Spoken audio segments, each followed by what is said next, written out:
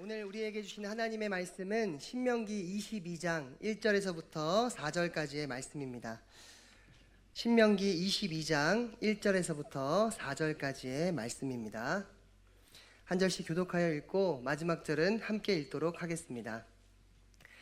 내 형제의 소나 양이 길 잃은 것을 보거든 못 본 채 하지 말고 너는 반드시 그것들을 끌어다가 내 형제에게 돌릴 것이요 내 형제가 내게서 멀거나 또는 내가 그를 알지 못하거든 그 짐승을 내 집으로 끌고 가서 내 형제가 찾기까지 내게 두었다가 그에게 돌려줄지니 낙이라도 그리하고 의복이라도 그리하고 형제가 잃어버린 어떤 것이든지 내가 얻거든 다 그리하고 못 본 채 하지 말 것이며 내 형제의 낙이나 소가 길에 넘어진 것을 보거든 못 본 채 하지 말고 너는 반드시 형제를 도와 그것들을 일으킬지니라. 아멘. 자, 옆 사람에게 이렇게 한번 인사해 보겠습니다. 사랑합니다. 사랑합니다. 네, 정말 사랑이란 단어는 우리의 마음과 우리의 표정을 다 풀어주는 것 같습니다. 오늘 하루 이 사랑 안에서 모두 격려하고 또 서로 용납하고 또 제가 실수에도 용서하시고 넘어가는 역사가 이 사랑 안에 있기를 축복합니다. 아멘. 제가 우리 제자들 교회 온 지가요 벌써 8개월의 시간이 지났습니다. 참 많은 일들을 겪으면서 적응하기에 바빴던 것 같습니다. 제가 다 말씀드리지는 못하겠지만 저의 8개월의 시간을 한마디로 요약하자면 정말 좌충우돌이었던 것 같습니다. 진짜 새로운 환경과 사람들에게 적응하려다 보니까 때때마다 곳곳에서 이리저리 부딪히고 깎이는 일들을 참 많이 겪게 되더라고요. 누구든지 다 처음은 미숙하고 어리숙하다고 하지만 이게 내 이야기가 되니까 참 쉽지만은 않았던 시간이었던 것 같습니다. 제가 교회에서 10년 정도 전도사님으로 불리다가 우리 제자들 교회 오면서부터 난생 처음 목사님의 소리를 처음 듣는데요. 정말 너무 어색하더라고요. 그러다 보니까 제 마음 가운데 한 가지 문제가 생겼는데 그게 뭐냐면 목사라는 리더의 책임과 의무는 주어졌는데 이제 마음이 너무 부담스럽다 보니까요. 계속 과거 전도사였을 때 습관으로 살려는 미숙한 부분을 발견하게 됐던 겁니다. 그렇게 연초에 딱 힘들었는데 동시에 이 가정 안에서도 제 안에 또 하나의 부담이 생겼던 겁니다. 여러분 지금 제 아내가 아이를 임신한 지 23주차 정도가 됐습니다. 정말 한 주 한 주 배가 불러가는 우리 아내를 바라보면서요. 아이를 품에 안을 이 기대와 소망도 되지만 또 한편으로는 이 아빠가 된다는 책임과 의무가 제 안에 막연한 부담으로 다가오더라고요. 이 시간을 빌어서 이 자리에 앉아 계시는 모든 부모님들 정말 존경하고 사랑합니다. 잘 따라가도록 하겠습니다. 이 큰 부담을 가지시고 기도로 아이들을 키우셨다니 놀랍습니다. 여러분 그런데요. 이 목사와 아빠라는 자리가 정말 하나님께서 저에게 주신 너무나도 기쁘고 행복한 책임과 의무라는 것을 아는데도 머리로는 아는데도요 이 제 안에 막연한 부담과 이 두려움이 생기더라고요.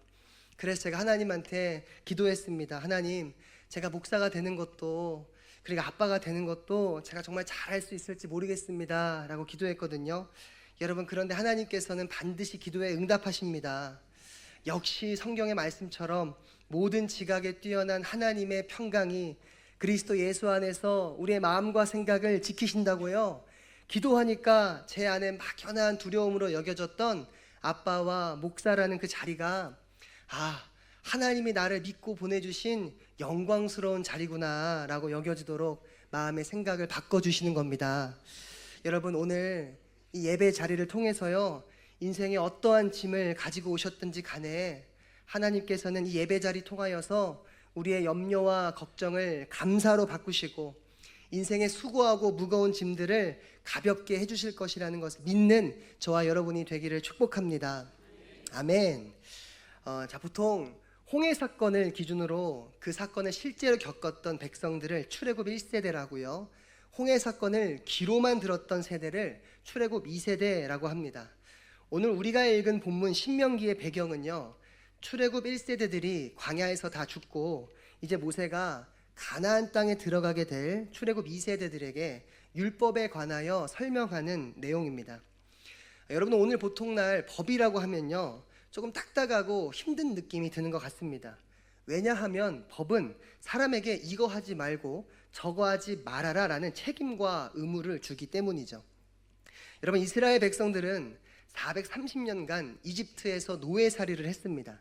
여러분, 고대 사회의 노예에게 법이라는 게 존재했을까요? 아니요, 노예에게는요, 주인이 곧 법이었습니다. 근데 사람이 법이 된다는 게 얼마나 무서운 말인지요. 주인이 기분 나쁘면 때릴 수도 있고 죽일 수도 있다는 게 바로 사람이 법이라는 그런 말이었습니다. 여러분, 그래서 오늘날 우리에게 법이라는 건요, 사람이 지켜야 할 딱딱한 책임과 의무가 따르지만 동시에 방어책으로도 작용하게 되는 겁니다. 그래서 사람에게 있어서 법은 참으로 중요한 것 같아요.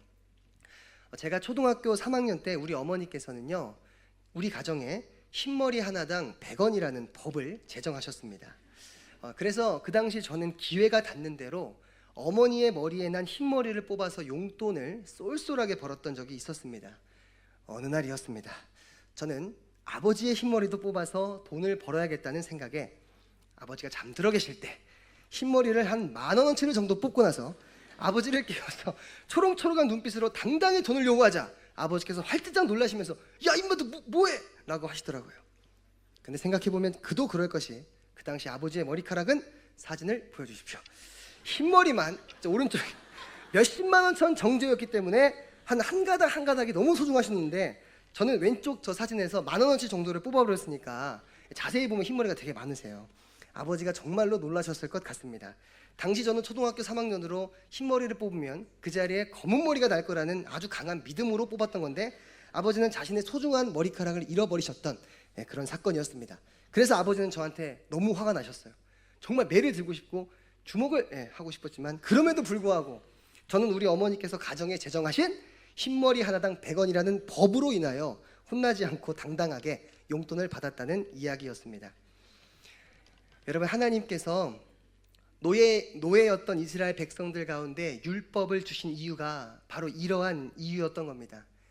이제는 사람이 사람을 법으로 따르는 노예가 아니라 율법 안에 독립적인 존재로서 이제는 더 이상 주인이 화가 났다고 맞지 않아도 되고요, 율법에 근거하여 정직하게 살아간다면 다른 사람들 앞에서 주눅들지 않고 당당하게 요청하고 요구하며 살 수 있는 하나님의 보호와 돌봄 안에 있는 하나님의 백성, 하나님의 자녀가 됐다는 것을 보여주기 위함이었던 겁니다. 여러분, 정말 이스라엘 백성들은 430년간 늘 매를 맞고 인격을 유린다가는 법 없는 처절한 삶을 살았던 거예요. 그런데 하나님은 그런 이스라엘 백성들을 친히 이집트에서 끄집어내사 백성답게 살아갈 율법을 주시면서 이제 너희 노예 아니야, 자유인으로서 최선을 다해 한번 살아가 봐, 멋지고 당당하게 살아가 봐 라고 말씀해 주셨던 거거든요. 그런데 이 출애굽 1세대들이 어떻게 했을까요? 하나님께서 주신 율법을 따라서 그에 맞는 백성으로, 자유인으로 멋지게 살아갔을까요? 아니요, 처절하게 실패했던 겁니다. 여러분, 왜 출애굽 1세대들은 하나님의 백성으로 살기를 실패했을까요? 여러분, 제가 우리 청소년부 친구들에게 꿈이 뭐냐고 물어보면요, 10명 중 9명이 꿈이 없다고 말해요. 그런데 저는 그 말을 듣고 솔직히 심각해하지는 않습니다. 왜냐하면 제가 청소년기 때 그 9명 중에 1명이었습니다. 그래서 저는 하나님이 저 같은 사람에게도 꿈을 주셨는데요, 하물며 우리 청소년부 친구들에게 하나님께서 반드시 꿈을 주실 거라는 믿음이 있기에 우리 친구들을 향해서 걱정보단 기도를 하고 있습니다. 우리 성도님들도 기도해 주실 거죠? 아멘. 그런데 보통 저와 비슷한 자식을 가진 부모님들께서는 우리 자식이 꿈이 없으면 저 공부라도 미리 성실하게 잘해둬서 나중에 지가 하고 싶은 거 하면 얼마나 좋겠다라고 생각하시면서 공부하라는 잔소리를 조금 하시는데, 애석하게도 제 어머니께서는요, 어릴 때부터 저를 보며 공부 머리로는 희망이 안 보이셨는지 공부하라는 소리보다 일찌감치 저를 몸 쓰는 쪽으로 밀어붙이시더라고요. 중1 때는 드럼을 배워봐라, 중2 때는 기타를 배워봐라, 노래를 배워봐라 하시면서 중학교 때부터 예체능 쪽으로 막 밀고 가시는 겁니다. 사실 예체능이 공부보다 더 어렵거든요. 근데 우리 어머니 입장에서는 공부머리 안 되는 이 아들이 그거라도 빠져가지고 푹 빠져서 하면 좋겠는데 제가 또 어중간하게 했습니다. 그래가지고 우리 어머니 저 때문에 마음고생 정말 많으셨을 거예요. 어머니 죄송합니다. 그래서 우리 부모님이 저를 보시면서 그 상한 마음을 푸시면서 하시는 말씀이 뭐예요? 다 들어보셨을 거예요. 너도 나중에 커서 꼭 너 같은 아들 낳아봐라, 이거였는데 제가 이번에 딸을 가지게 됐어요. 어머니 정말 죄송합니다. 아직 어머니의 마음을 공감 못할 것 같아요. 어머니가 실시간으로 보고 계실 겁니다. 예. 어머니, 어머니란다. 여보를 어머니. 우리 어머니가 보기에는요, 아무리 봐도요, 제가 어린 시절 저를 보면서 이 세상의 무한 경쟁 속에서 살아갈 힘이 없어 보였던 거예요. 공부 머리도 안 돼, 좀 한다는 악기도 노래도 특출나지도 않은 저를 바라보면서 걱정이란 걱정이 다 모여서 얘가 나중에 밥 벌어먹고 살려나, 지금 내가 있지만 얘가 나를 떠났을 때 잘 살 수 있을까라는 염려가 되셨던 겁니다. 여러분, 출애굽 1세대들의 실패의 원인이 바로 이런 염려와 걱정 때문이었던 거예요. 출애굽 16장 3절의 말씀을 함께 읽어보도록 하겠습니다. 시작.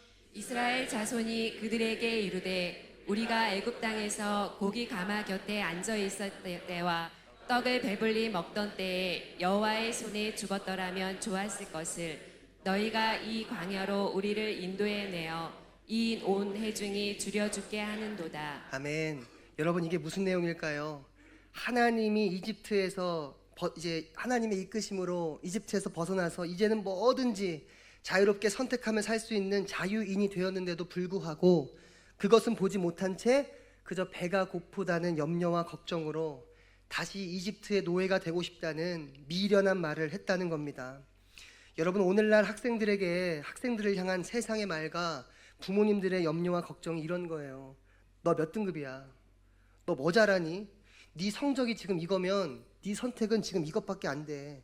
네 실력으로 나중에 밥 벌어 먹고 살겠니? 라고 말하면서 계속해서 학생들을 끊임없이 두려움과 불안에 넣고 매이게 만든다는 겁니다.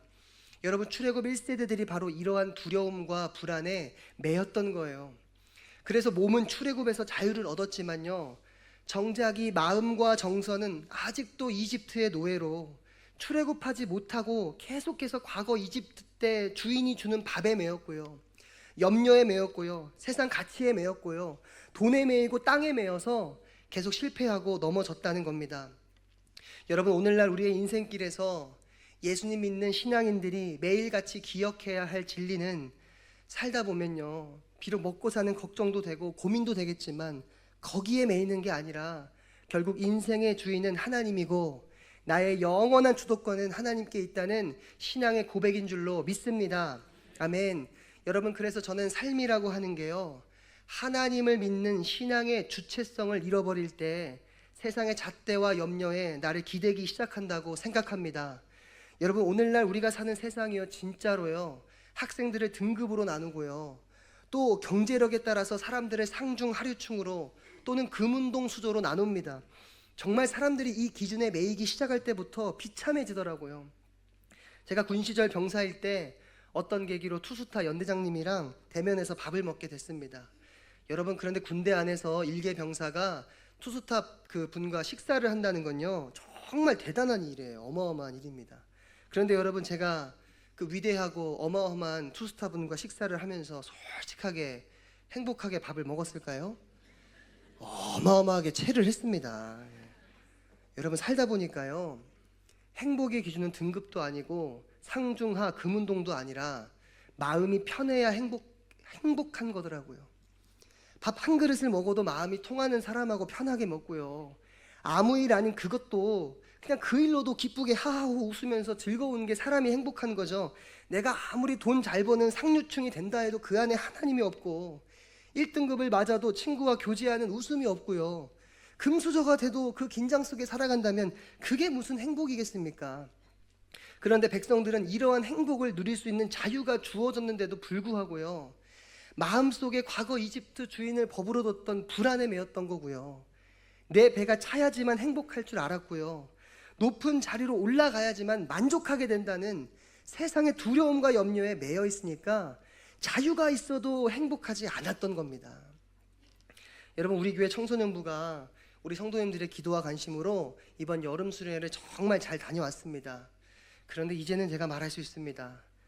정말 우리 사역자들과 선생님들이 수련회 가기 전까지 우리 청소년부 친구들과 얼마나 실랑이를 벌였는지 우리 수련회 안 가려는 우리 친구들의 변명들이 어마어마합니다. 들어보십시오. 아예 묵빅번을 행사하는 친구부터 가기 싫다, 하루만 가겠다, 이번만 가면 내년에는 안 가겠다, 물놀이 할 때만 들어오겠다, 기도회를 없애면 들어오겠다. 그 말이 됩니까? 핸드폰을 주면 생각해 보겠다, 식사에 스테이크를 넣어주면 생각해 보겠다. 정말 너무 행복해요. 그런데 이렇게 변명하는 애들의 마음을 저도 겪어봐서 압니다. 여러분, 이런 친구들이, 우리 친구들이 이렇게 대도 안 되는 변명을 하는 이유가요, 친구가 없을까봐 불안한 거예요. 학원 숙제가 쌓일까봐 두려운 거예요. 불편할까봐 걱정되는 겁니다. 여러분, 그런데 이런 불안과 두려움과 걱정이 애들한테만 찾아오겠습니까? 여러 가지 문제들 앞에서 저와 여러분들 가운데도 동일하게 찾아오는 거거든요. 그럼 우리 가운데에 염려와 걱정과 두려움이 찾아왔을 때 그리스도인으로서 오늘날 우리가 어떻게 해야 할까요? 오늘 빌립보서 4장 6절에서 7절 말씀은 이렇게 얘기하는 겁니다. 같이 함께 읽겠습니다. 시작. 아무것도 염려하지 말고 다만 모든 일에 기도와 간구로 너희 구할 것을 감사함으로 하나님께 아뢰라. 그리하면 모든 지각에 뛰어난 하나님의 평강이 그리스도 예수 안에서 너희 마음과 생각을 지키시리라. 아멘. 여러분, 우리 인생 가운데서도 때때마다 불안과 염려이 찾아오고 걱정이 찾아옵니다. 내 먹고 사는 일 앞에서, 내 자녀 앞에서, 내 문제 앞에서 불안과 염려가 생긴다는 겁니다. 바로 그때 빌립보서의 말씀은 내 삶에 찾아온 염려에 내 주도권을 넘기지 말고 하나님께 주도권을 넘기라고 말하는 겁니다. 여러분, 정말 내 삶에 염려가 찾아왔을 때요, 내 염려에 내 인생의 주도권 넘기지 말고 하나님께 맡기고 그분의 말씀에 의지할 때 우리의 마음과 생각을 지켜주시겠다는 이 하나님의 약속의 말씀을 믿으시기를 축복합니다. 아멘. 오늘 본문의 내용은요, 모세가 출애굽 2세대 이스라엘 백성들에게 하나님 백성다운 모습에 대하여 알려주는 내용입니다. 이 가운데 반복되어 나오는 문장이 못 본 채 하지 마라 입니다. 여러분, 이스라엘 백성들이 이집트 노예였을 때 가장 많이 했던 태도가 바로 못 본 채 하는 것이었어요. 내 주변의 동료가 억울하게 맞아도 못 본 채 해야 했습니다. 내 사랑하는 가족이 처절하게 유린당하고 고통당해도 못 본 채 해야 했습니다. 왜요? 그래야 내가 살았거든요. 그리고 또한 내가 먹고 살기 위해서 남이 배고픈 거 못 본 채 하면서 그냥 내 배만 배부르면 괜찮다고 생각하며 살아갔던 게 지금까지 이스라엘 백성들의 노예적 삶이었던 겁니다. 그런데 하나님께서는 이제 이러한 백성들에게 말씀하시는 겁니다. 못 본 채 하지 말아라. 못 본 채 하지 말아라. 오늘날로 말하면 자비를 베풀어라. 오지랖 넓게 살아라. 누군가에게 굳이 긍휼을 베풀어 보라고 말씀하셨다는 거예요. 오늘 본문 2절 하반절에 내 형제가 찾기까지 내게 두었다가 그에게 돌려주라는 겁니다. 여러분, 이게 오늘날 말이 될까요? 내가 먹고 살기도 바쁜데 남의 일까지 신경 쓰고 또 적극적으로 남의 물건을 위해서 돈까지 쓰는 말도 안 되는 삶을 살라고 하나님께서 말씀하셨다는 거예요. 쉽게 말하면요, 길에서 핸드폰을 보았으면 줍고 그 주워서 핸드폰 액정 필름까지 갈고 케이스까지 끼워서 보관하고 있다가 형제가 찾거든 돌려주라는 겁니다. 그런데 여러분, 진짜 이러한 삶이 오늘날에도 하나님께서 자신의 자녀를 향한 삶이라는 것을 기억하기를 축복합니다. 여러분, 누가복음에 보면요, 예수님께서 한 율법교사에게 강도 맞은 한 사람의 이야기를 해주시는 장면이 나옵니다. 그 내용이 이렇습니다. 한 강도 맞은 사람이 길바닥에서 숨을 헐떡거리면서 피를 흘리며 자신을 도와줄 사람을 간절히 기다리는데 그 당시 종교 지도자라는 제사장과 레위인은 그 피 흘려 죽어가는 사람을 봐도 못 본 채 지나갔고요. 유일하게 당시 유대인의 원수였던 사마리아인만 자신의 시간과 돈을 들여서 그 강도 맞은 사람을 보살폈다는 내용입니다. 그리고 예수님은 이 말씀을 다 마치시고 율법 교사에게, 그리고 또 오늘날 우리들에게 이렇게 물어보시는 거예요. 이 셋 중에 강도 맞은 사람의 이웃이 누가 되겠냐는 겁니다. 여러분, 이 예수님의 말씀은 오늘날에도 동일한 줄로 믿습니다. 하나님은 자신의 자녀가 자신의 시간과 돈을 써야 하고 불편을 감수해야 한다 하더라도요, 고통당하는 이들을 못 본 채 하지 말고 자비를 베풀고 기꺼이 불편함을 선택하는 힘과 용기를 갖기를 원하신다는 겁니다. 그 사람이 혹여나 내 마음에 미운 사람이라고 하더라도 말입니다.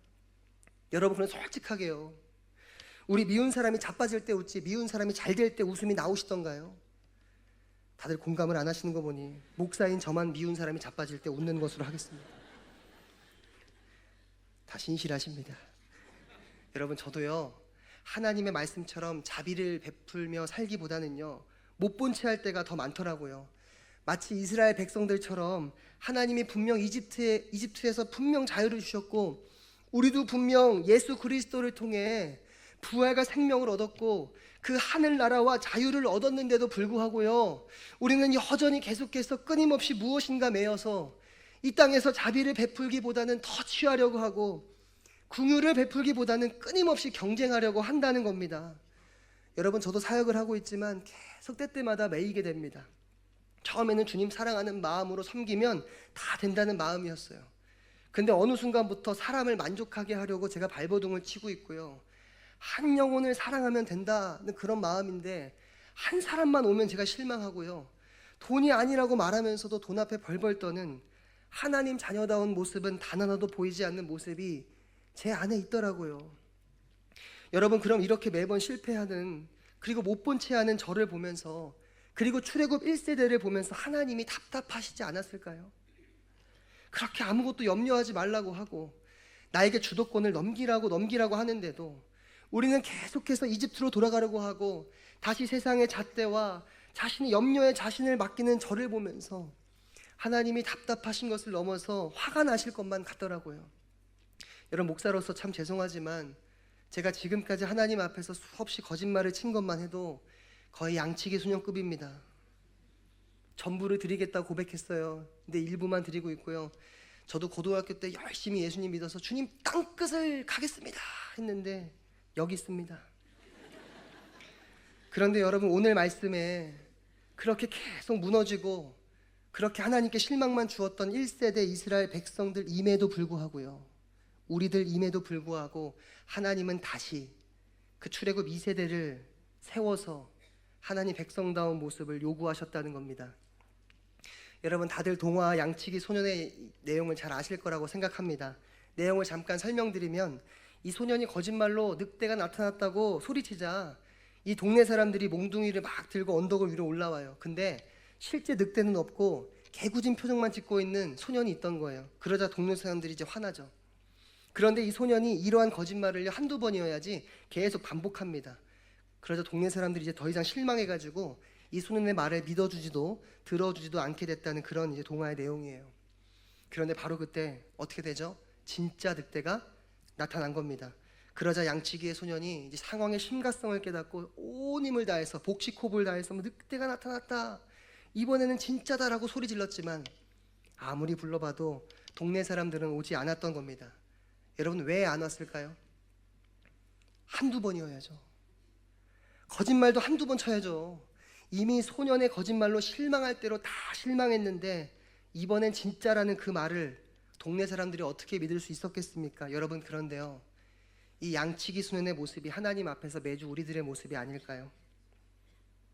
우리도 매주 교회를 다니고 하나님 자녀라고 늘 회개하고 고백하지만 세상에 나가기만 하면 언제 그랬다는 듯이 찾아오는 두려움과 염려에 내 주도권을 맡기고 양치기 소년과 같은 모습이 있지 않냐는 겁니다. 여러분, 그럼 우리 하나님도 소년에게 실망한 동네 사람들처럼 충분히요, 야, 쟤 또 저러네 하면서 우리에게 실망감 느끼고 배신감 느끼셔도 괜찮거든요.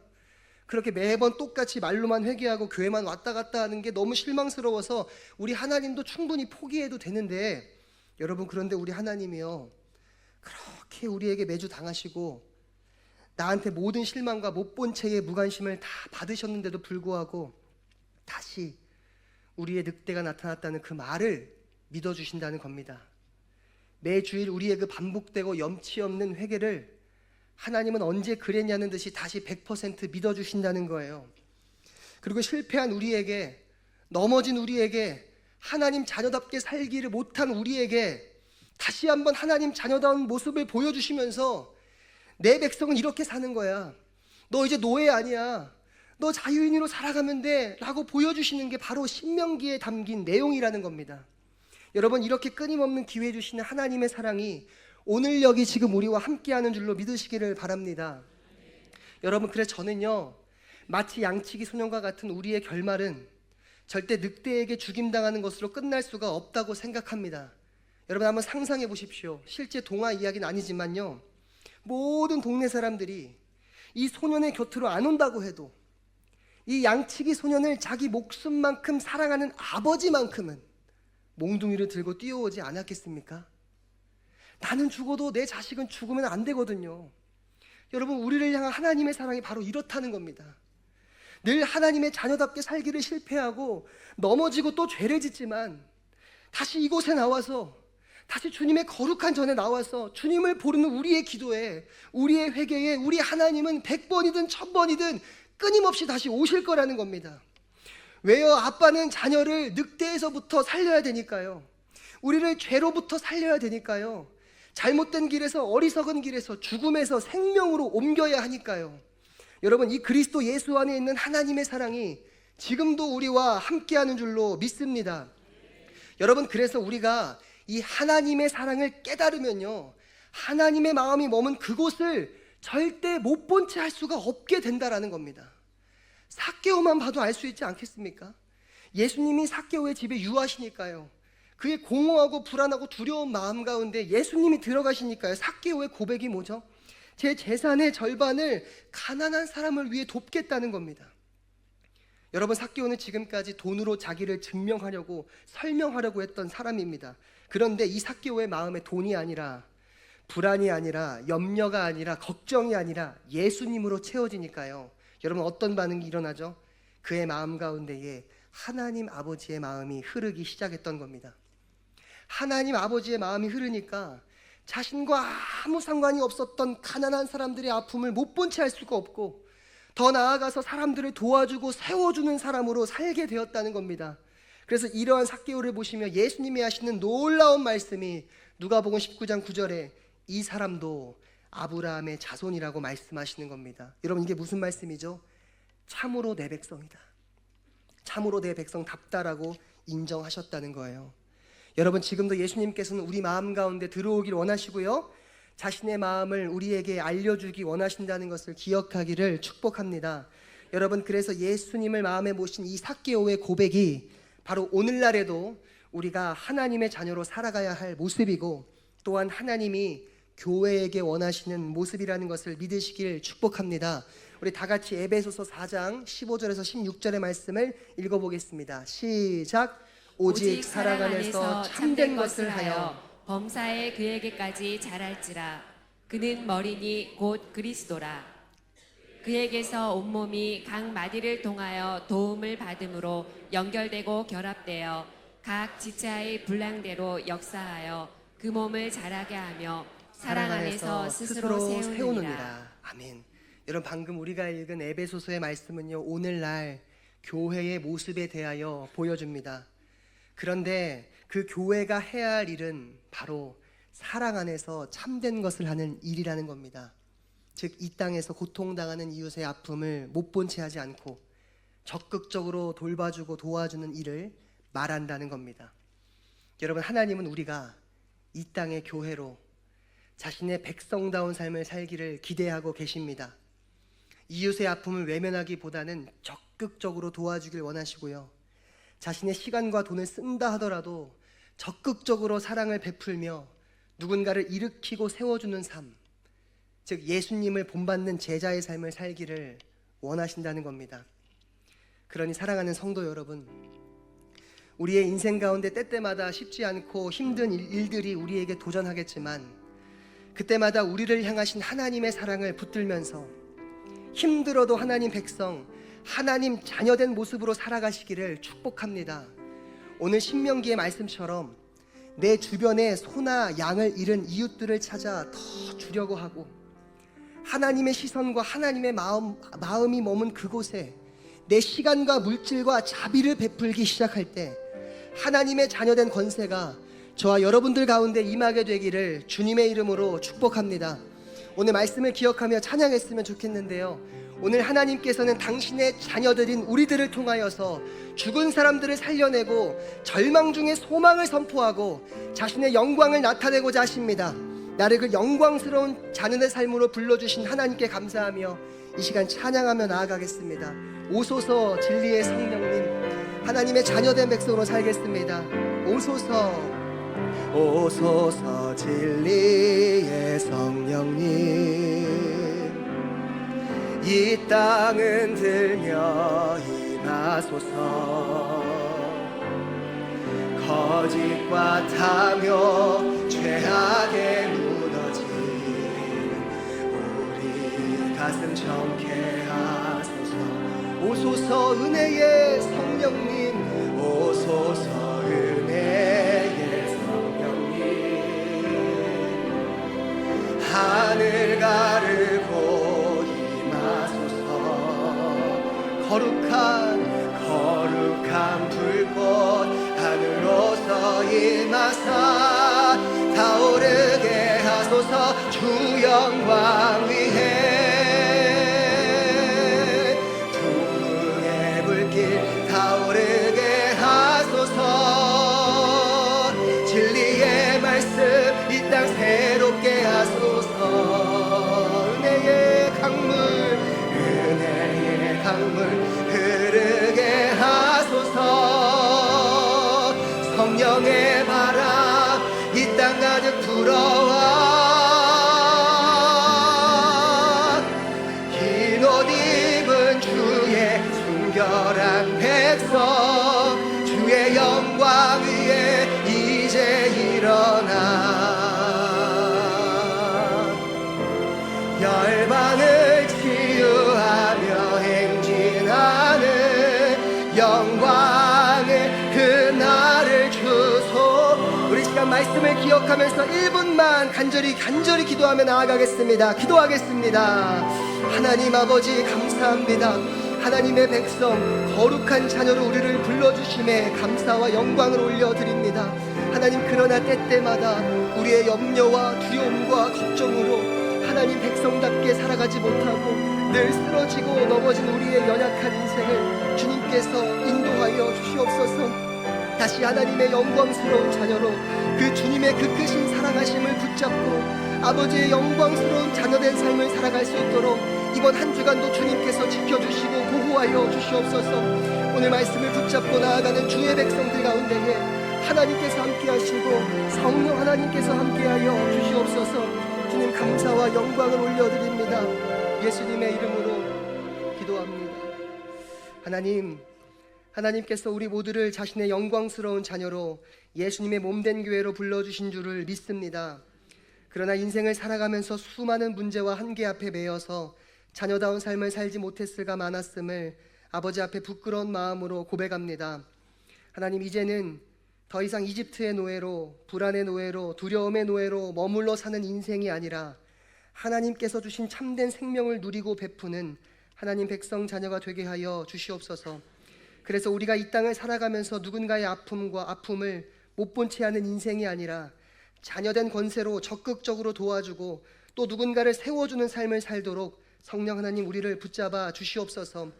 늘 연약하지만 우리의 삶을 다시 일으키사 하나님의 영광을 드러내는 도구로 사용해 주심에 감사합니다. 주의 말씀을 의지하여 머리 되신 그리스도를 따르는 주님의 교회로 자라겠습니다. 성령 하나님 우리와 함께하여 주시옵소서. 감사드리며 우리 주 예수 그리스도의 이름으로 기도합니다. 아멘.